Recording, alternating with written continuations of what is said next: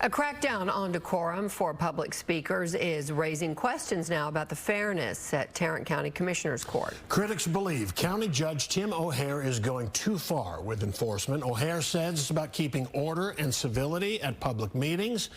Some of the complaints are from a former state lawmaker cited for trespassing who no longer has an official capacity and seems to be acting as a political gadfly. Fox 4's Dion Anglin is in Fort Worth with more. Dion. Hi there, Steve. The retired state representative and a Texas or Fort Worth Baptist pastor are the subjects of those trespass warnings. For now, banned from commission meetings. We talked to the retired lawmaker about what prompted it all.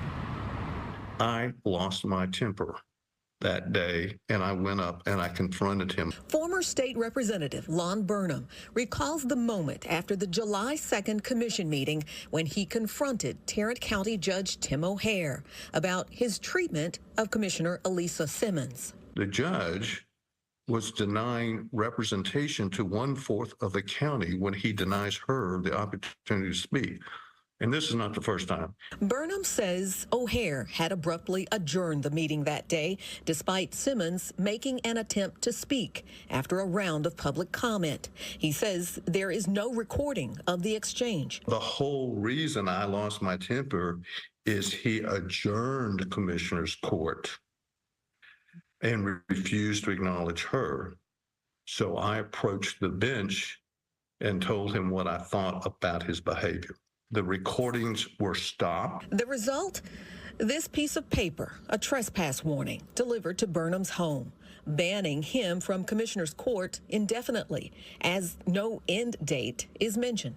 2 deputies came to my door on July 3rd and then again on July 9th. To me, a colossal waste of Sheriff's Department time to deliver this, what is probably illegal, piece of paper that's not actually signed by anybody other than me acknowledging that I received it.